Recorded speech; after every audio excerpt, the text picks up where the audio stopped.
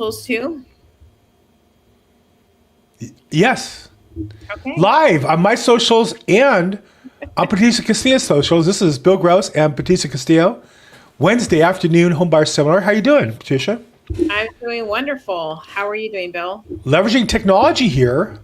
We're live on YouTube, Facebook, LinkedIn, mine, yours, Twitch, X, Rumble, All over anything, the place. all over the place. We get together Wednesday to talk about your next home or your first home. And along with that, we have Shannon the lender. Shannon, what's up? How's it going, guys? We need your social media, Shannon. Yes. We'll say that at the end. Okay. So I know that Patricia and I work on a big project, finally kind of got a green light on part of it. So all of a sudden we've been stuck in first gear here for a while. I think it's been 6 months, 9 months. It's been a few months, yeah. And we're ready to go now, or close to ready to go in a couple of them. So that's exciting. Overall, how's the market though? We have rates, kind of still in the same spot. Yeah. It's holiday period, but people still seem to be, I get phone calls all the time, people looking for properties that I already sold. What's going on in the market? What do you guys see? Yeah, I see the same thing. I mean, it's still, pretty busy. We have sellers that are still listing their homes right now. I would say though that even with the higher priced homes that are about over the million price point, the offers are taking a little longer to come in. So we're seeing that there's a lot of interest. I had an open house in Glendora. We talked about that last week, and it's listed at $1.2 million. It's a beautiful, beautiful home. And there was nonstop traffic, one person after the other at the door. And, it just seems like buyers are really taking their time right now, which is also a good thing because they're not going to have that buyer's remorse, right? So like during COVID, buyers are writing offers in the car. And so, that's what we're seeing right now, but still a lot of interest, a lot of demand, and a lot of savvy buyers that have their pre-qualification and they're ready to go. Just about finding the right property. So there's more to choose from, which gives them the opportunity to see 5 or 6 homes in a day, and then even come back for a second or third showing. Wow, that's a lot of showings. That's a lot of showings. Yeah. Wow, okay. How about those buyer's agents, man? They're working hard now for their money. Absolutely. You know, I had a buyer's agent that came in. He's with PNC Realty, and I asked him, how many homes are you showing today? And he said 5, and we were the first one. And so we spoke, a couple of days later, 2 days later, and his clients had flown out of the country for an emergency. So I said, well, what are you going to do now with all the homes that you showed? So obviously they're not writing offers on anything because they had an emergency, had to fly out. But, that's something that a buyer's agent would have to do is once they return, follow back up with them, schedule new showings, because most likely all the homes are going to be off the market. And so, yes, buyer's agents are working very hard these days to get homes sold and get a property in escrow. This drama with the NAR, National Association of Realtor lawsuit, I think the bad guys in this deal, the real estate news press, and I think the big tech companies, I think Zillow and Redfin, were hoping that this would result in a reduction in commission to buyer's agents. And the reality is, buyer's agents work really hard for their money. I mean, I'm a listing agent. I've earned that privilege of being able to list properties and represent sellers. It's more technical. It requires more experience, I think, requires more time with people. But I don't work as many hours per sale as those agents who show my listings. That's why I always answer their calls and try to get back to them and encourage them and coach them up and support them, because the buyer's agent job is hard. And what's fascinating is in my other podcasts I do, the statistics are in already from this lawsuit.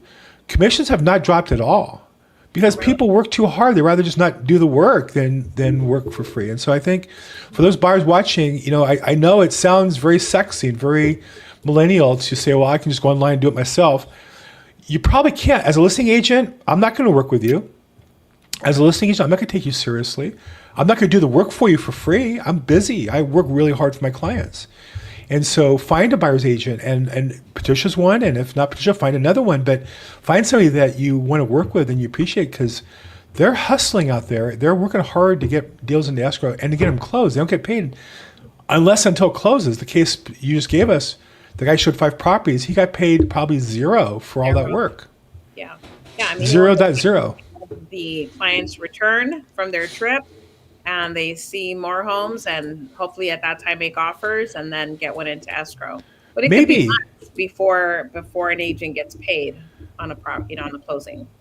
Maybe they do. Maybe they never buy. I mean, you don't know. There's no guarantee, and I think that's the thing that, I work with investors sometimes on probate properties, and they'll ask me to represent them on certain properties. When I come my commission, I'll say no, because to be honest, I don't make that much. You're not going to buy it necessarily. You're going to try to buy it. You'll offer, but you're one of 4 or 5 parties, which means I only have a 1 in 4 or 1 in 5 chance of getting paid. So it's a lot of work. And in that case, no, I don't want to come my commission because it's already a small deal.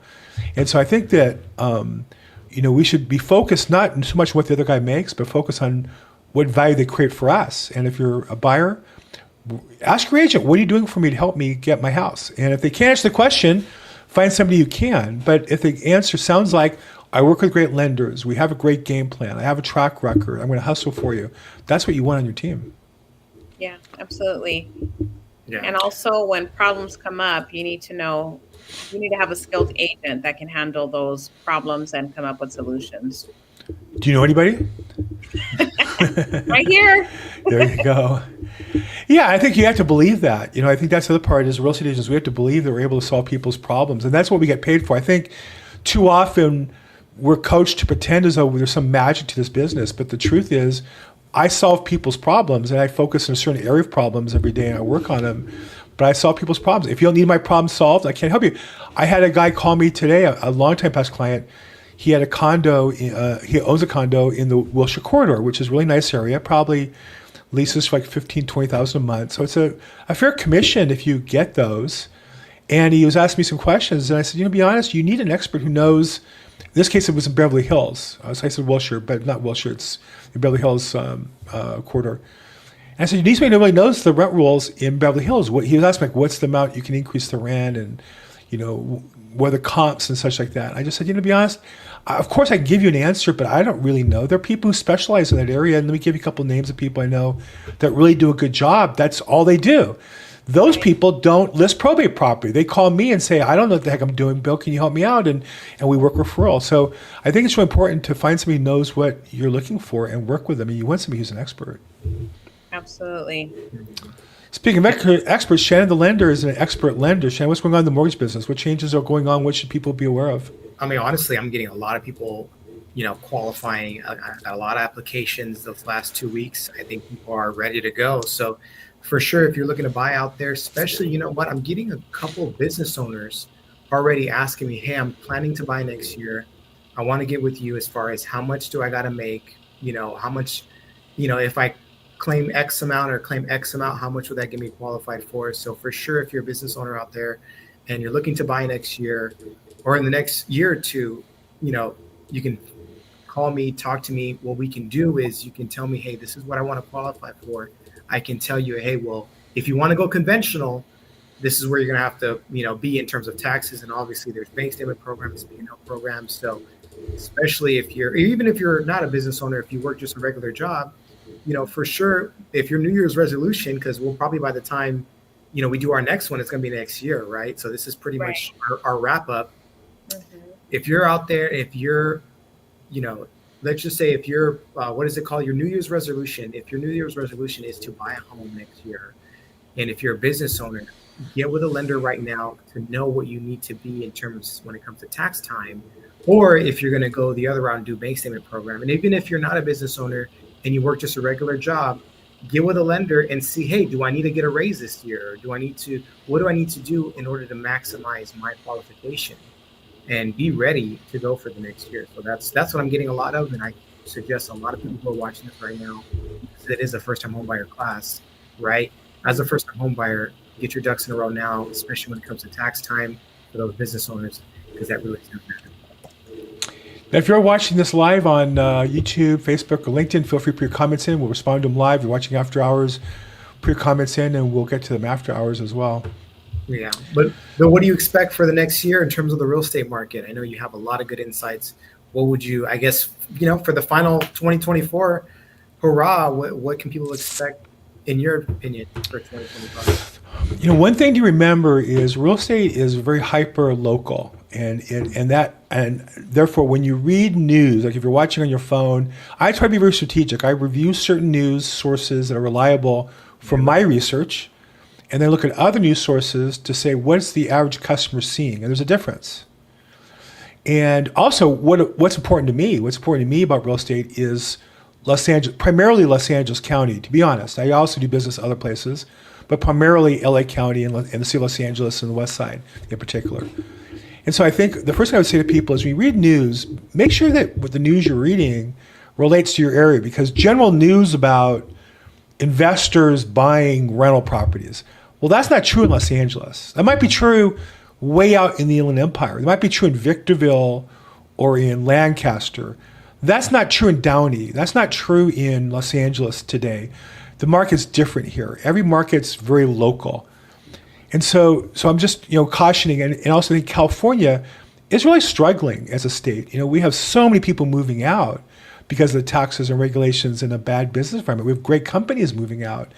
And you could go look at the politics of it, but behind the politics are real people's jobs. When Tesla moves their headquarters for SpaceX to Texas, I know people on my swim team who are moving to Texas because of those jobs. It's not just I hate Elon Musk, he's a bad guy, he's Trump's friend, but my friend's moving from his home in Hermosa Beach to Texas, and that affects neighbors and affects all of us.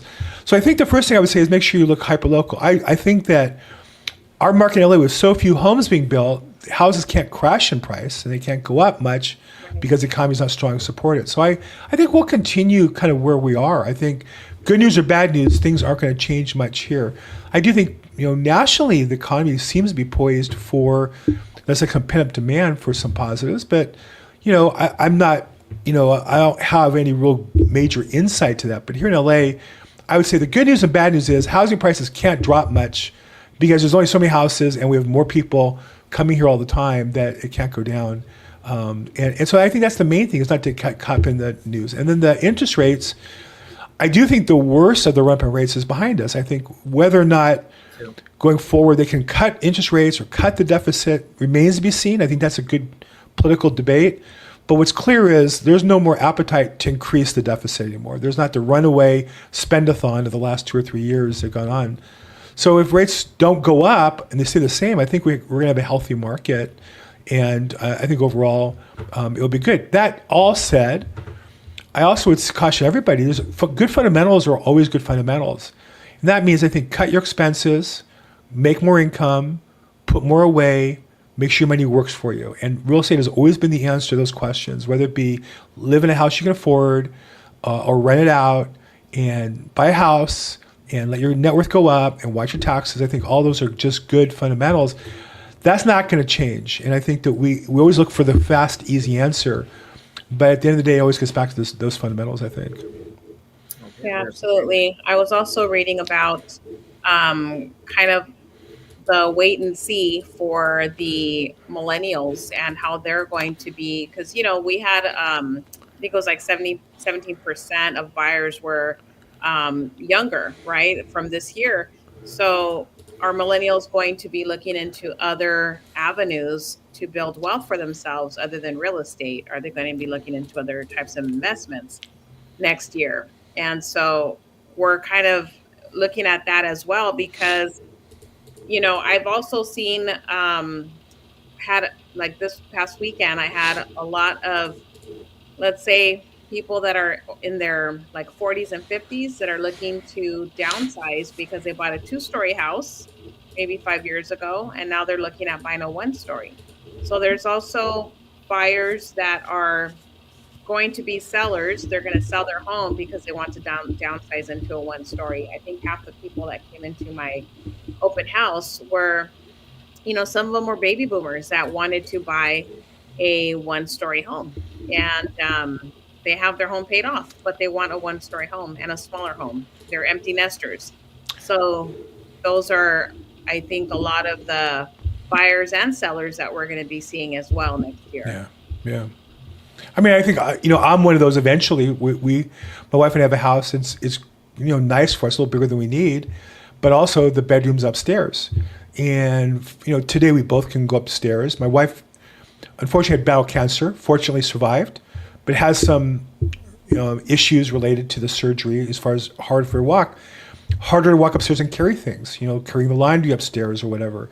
And as you get older, and so at some point it becomes too much and you have to sell. And so I think we're not the only ones that face that. You bought a house that was great when you were raising a family and the kids are downstairs for privacy, and that forces some sales. So we'll see. I think we want to be attuned to where people's needs are and be aware of that.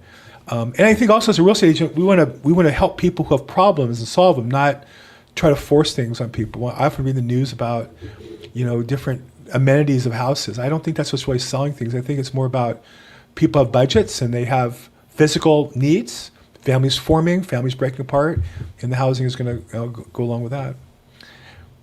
That's right. I'll share with you guys a cute story. My daughter, who's been married about 5 years, has 2 kids, and they're doing really well. Her husband is runs a tax department for a wealth management company. He's really into stocks, bonds, investing, and just not really into real estate investing. He never really was. And they have a very nice apartment, but they've saved a lot of money in stocks and bonds. They do well with that. And they have a really nice, 3-bedroom apartment, townhome. But my grandson comes here. One day he's in our backyard. He goes, I want one of these. He's referring to the backyard. I want one of these in our house. Oh, okay, we'll just pick it up and take it over for you. So I think as families grow, and I think that's why maybe in LA we've had less of that. We have more singles and more families without kids. But as families are formed, people change what they want. So That's right. People either expand or downsize for that reason, growing family or shrinking family. Can't help but notice today being December 18th, next week is going to be one way or the other. We can't stop it. December 25th. I believe that is a holiday for you guys as maybe a religious holiday. For me, it's an American holiday and I want to respect it. So we're off next week. And so I know that Christmas is a time for being with family. It's also time for, looking back and appreciating the gifts you have. And then the next week, can't help but notice, is January 1st, New Year's Day. I think Shannon will be drunk that day, so he probably can't be on here. Right. So, this is our last episode of the year, right? That's right. Yeah. So we've been doing this for a while. So let's look back on the year and let's say what's changed in the housing market or in your business the most in the last year, and what change do you look forward to maybe next year personally? For me, I would say helping more families. I've had a variety of customers, I should say, customer needs, not just first-time buyers or sellers that really need to sell. Maybe they are in pre-foreclosure. So that's one thing that's changed in my business. I've had more pre-foreclosure sales, and although the family does need to sell in order to avoid a foreclosure and also to capture all their equity, it still really breaks my heart to see that they're losing their home. For one reason or another, they ended up in this financial, constraint that is preventing them from being able to make a mortgage payment. So that's one thing that's changed in my business is I've been helping more families that are in more of like a desperate situation where they need to sell. And so I hope to continue to help more families that need help. And I think when people are in that situation, they're very easily taken advantage of. And that's one thing that I really don't like hearing about is people that are very vulnerable and they're looking for solutions. So that's one thing that I'm really passionate about is helping people that need, the best honest solution for their needs, for their circumstances. Shannon, what change have you seen of last year, and what do you see changing for next year? The change I saw this year was there was a bunch of changes. Right? I know this year, it's funny, when I got my license, I think the rates just started going up because I thought I was going to be in when when all the people were getting low When rates the and wave was coming. yeah, and I came in right when the wave went up. So in a way it was good because I got my license at the end of 21, I think, when the rates just started going up. And I just kind of got hit in the face. But it was a blessing because it made me, again, provide more value. It wasn't just, hey, this is going to be your new rate. Come on in. Like I had to actually get out there and force and get new, good value. So the change this year was there's a bunch of changes. I know everyone was looking for the rates to drop significantly, and I know we got delayed. And so, the one constant thing is going to be change. And I know that for sure. This year really taught me that. This is my second year full time in the business. I grew my business 30%, I think, from year over year. So I'm looking to grow at least 50%, hopefully. And I have a new processor. I joined a new company that has a lot more banks, a lot more things to offer. So just like Patricia, trying to help a lot more families, really, for that dream and partner up with great agents.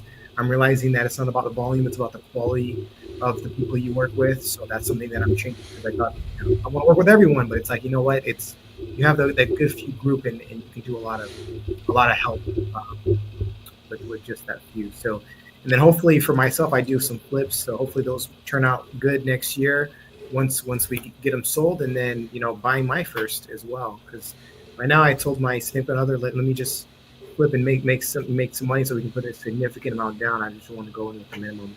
So yeah, hopefully by the end of next year, we do that too. And see what life has to offer. So I think it'll be a good year.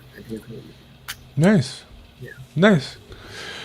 Well, I would say that the last year, I've been in business since 1986. Wow. And I would say that the thing that amazes me, and I don't think it's just me, the pace of change increases. It's not just that there was a lot of change, it's that the amount of change, how quickly things change.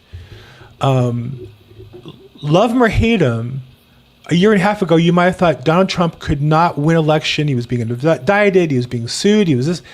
And here it is a year later, and not only did he win, he won in a landslide. Like, how did that, whether you like him or hate him, how did that happen, turn around so quickly? And I think modern media, has a big part of it. I think people were more connected as an American society. And so things travel quicker. Information travels more quickly. This NAR settlement had a big change, and yet you saw massive changes in the procedures in the business, and the end result was really insignificant. You had major changes in the procedures, and it changed nothing as far as commissions or, I think, service customers got at the end of the day. Nothing bad for sure. So I think the one is that the pace of change is increasing, and you better buckle on and accept it. I think I have. I feel good that I've done that. And I would also say not to rest on your laurels, because I've seen people who rest on their laurels a year ago or 2 years ago and didn't continue to keep up with changes. And it's not slowing down. It's like trying to jump on a subway. It's moving. It's not stopping for you. You better run and then jump and hold on for dear life to get in. It just seems that the business pace is moving much more quickly. And that's for consumers. I think that's, so many people are concerned about security, and yet everybody's information has been hacked like 8 times. We had a pandemic 5 years ago, and now in California, our governor announced an emergency for some other, potential health thing, and it's just routine. Nobody even pays attention to it now. It's just another. We got UFOs on the East Coast. We got pandemics in California. It happens so quickly. It's almost exhausting, but you can't get exhausted. You got to keep your eye on it. So I would just say for everybody that this is life, this is reality, and in business and certainly in real estate, learn to lean into the pace of things, because it's not going to. I don't think it's going to slow down at all. Yeah, you do a great job, Bill, too. I mean, you have these shows, this and that, and this is a millennial thing. Not even a lot of millennial agents that I know do this, and I know you're not a millennial, but no, this is not what you were born in, but you do a very good job at keeping up with technology. So that's one of my New Year's resolutions is more content for sure, and you're an inspiration for that. So just kudos. You're really ahead of the curve, considering I know a lot of younger agents that are so scared to post anything. And they were born into this. It's crazy. Well, and it's funny because they'll post themselves Right. They'll post themselves doing something stupid, or they'll post themselves in a bikini or something, and they won't post about their business. And I think that, I felt the same way. I had a coach who pushed me, and he made me commit to posting something every day for 30 days. And after a while, you get used to it. And I think the other thing I would say to everybody, I had a client I was talking to who owns a painting business. Same thing. It's not technology. It's I want to leverage my value to as many people as possible. I want to help people, and the technology lets me talk to more at a time. And so I do a podcast. Instead of 30 people seeing it, I get 200 people a week to see it. And that's just more people that I hopefully can help. And it grows over time. I'm closing in on 5,000 subscribers on my YouTube channel. It's just it's amazing. I say that like, who the heck am I? But it's been an amazing run. But I think the key for all of us is there's this opportunity to leverage your work. And if you find your voice, then you have a chance to amplify it. And I know Patricia's done a really good job with her videos. I see her all the time with her open houses and the property she has. And I think that's what she enjoys. If you watch her, you see in her the joy when she was with her friend at the open house or they sold something. I don't do those kind of videos. That's not my joy. Right? This is talking to people. But I think find what it is that brings you pleasure and then just share that with people. And then people who like you will enjoy seeing that. I never care what house she's talking about. I just like seeing Patricia and seeing her smile and seeing her have fun. Like that's the only reason I even watch your videos, to be honest. I'm not moving to Downey. There's no way. If I'm moving anywhere, I'm moving to Florida. I have a wife and daughter and grandkids are walking distance. I'm never moving to Downey or Rancho Cucamonga or where your house or your house in the valley. But I like watching your video because you're having fun and I like you. And so I like watching you have fun. Well, thank you, Bill. I keep waiting for you to break out the bikini, but that hasn't happened yet. No. I don't know if that'll happen this lifetime. We're past that. But no, I think I can relate to that because when I first got my license, we weren't even this far into social media, but I just knew that people like video because you get to see the person's personality and what they're talking about, and if it's something that's useful to the consumer. So, aside from posting videos about open houses, maybe somebody's looking for a home in, Highland Park, Glendora, whatever the case may be. There's other little short videos that I'll post that are informational and they're educational. Those are videos that I like to post too because I like to help people.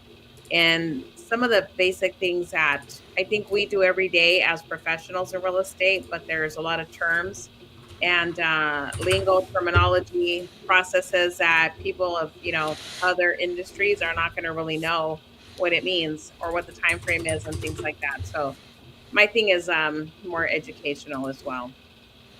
Yeah, and I see that and you enjoy that. I think again, it's when you see somebody doing something they enjoy that you like, it's interesting. I think and again, I don't necessarily even care what you're talking about.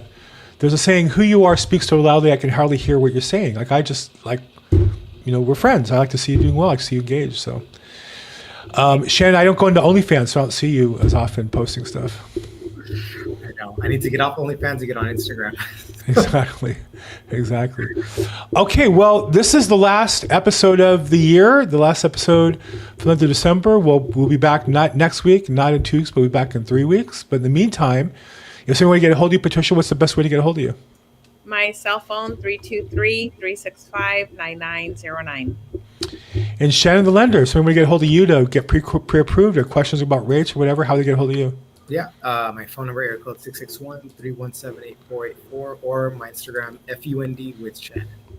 Fund with Shannon. Don't forget the D. You'll end up on his OnlyFans page, so we don't want to do that. Okay, and I'm at Bill Gross Probate on social media, or BillGrossProbate.com is my website. And you guys, thank you. It's been a pleasure of our lifetime to do this show this past year. We'll continue it so much, in a few weeks. And thank you as well. Merry Christmas. Happy New Year. Happy New Year. And we will talk soon. Thanks, everybody. Watching. Merry Christmas and Happy New Year.